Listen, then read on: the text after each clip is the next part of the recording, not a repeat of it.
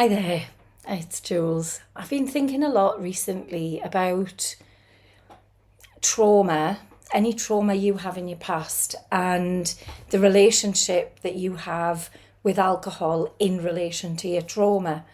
And I'll talk to you in a little bit about my thoughts about what you can do about that if your trauma is the thing that is keeping you drinking. Before that, I'll just tell you a little bit about my past trauma and how I've dealt with it since getting sober. And I'm not going to go into sort of sensationalist detail about what happened. I just want to tell you that when I was very young, I had a very crappy childhood. It was less than ideal, and everybody was having their issues and all of that. But the more important thing is like the outcome. The outcome for me was that I never felt loved. I felt that my only worth in the world was to be doing for others, and that in order to get love, I had to make sure that everybody loved me, and not even in a people pleasing kind of way. It was almost like a telling people that I loved them 30 seconds after I'd met them, and then going, yeah, but you love me now, don't you? You love me because I said I loved you. It was, when I look back now, it's bleh, icky, but it was the product of my childhood. And to be fair, I didn't know until quite recently the extent of my trauma.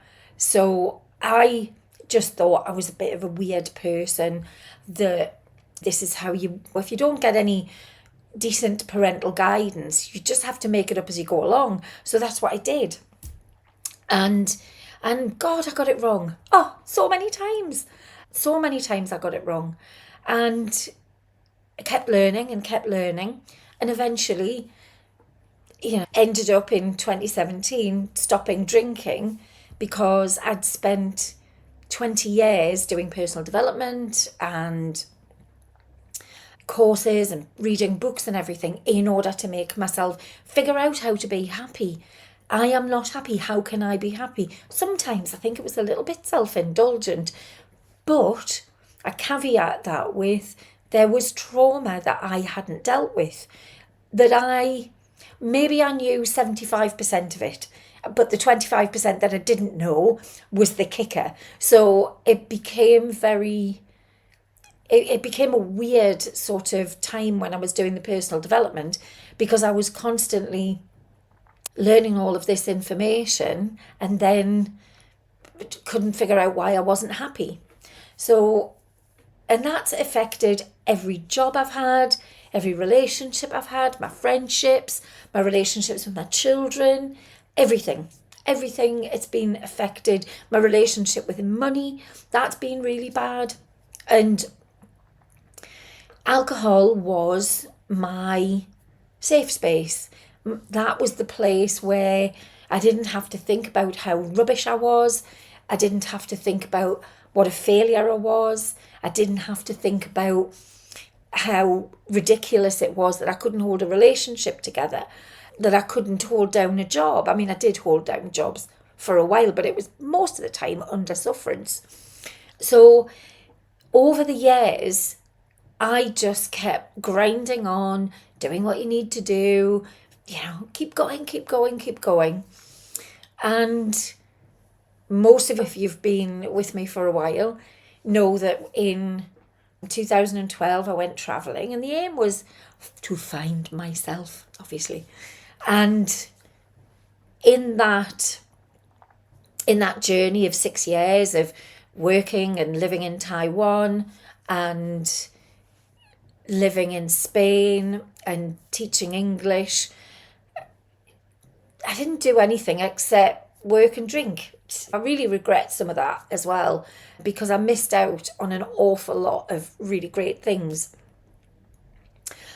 But on the day that I stopped drinking, I think unrealistically, I thought that I would go, right, well, everything's fixed now, isn't it? I'm sorted. Everything's done. And obviously it wasn't.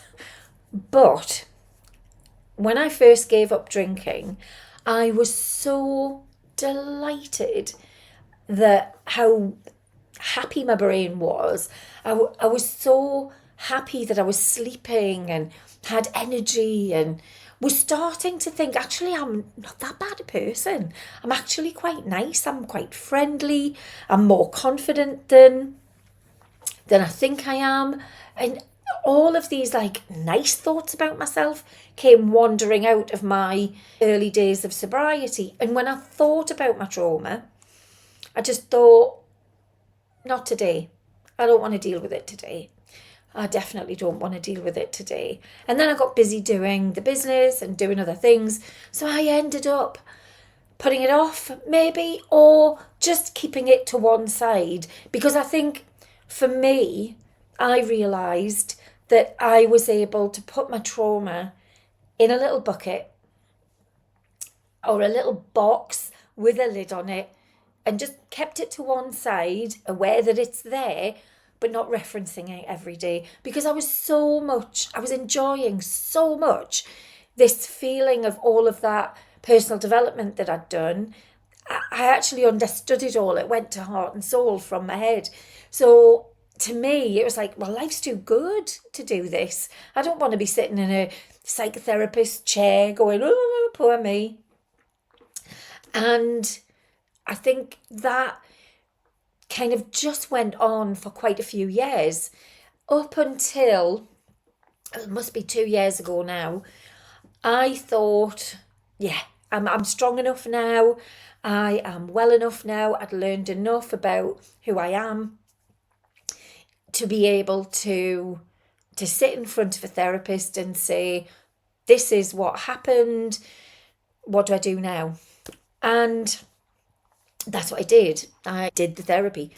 And partway through, I became very, very depressed because some of the things that I knew were revealed other things that I hadn't been aware of, but that must be true. And that sent me into a pretty deep spiral. I ended up taking antidepressants. Thankfully, I'm very grateful that I was able to come off them after about 6 months. But that was it was a very difficult time. But even then, because I don't drink, because I don't drink anymore, I think I was very aware that I'm going through this process. It will sort itself out. I will be better because I'm doing the work that I need to do. And eventually, that's what happened. I would say about 9 months from the start of the therapy later, I came off the antidepressants and I just felt so much better.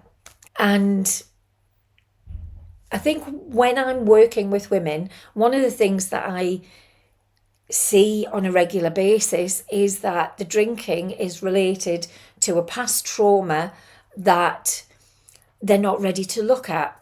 And I think the message that I hope you've got from today is you don't have to deal with it straight away. You don't have to get sober, go to a therapist.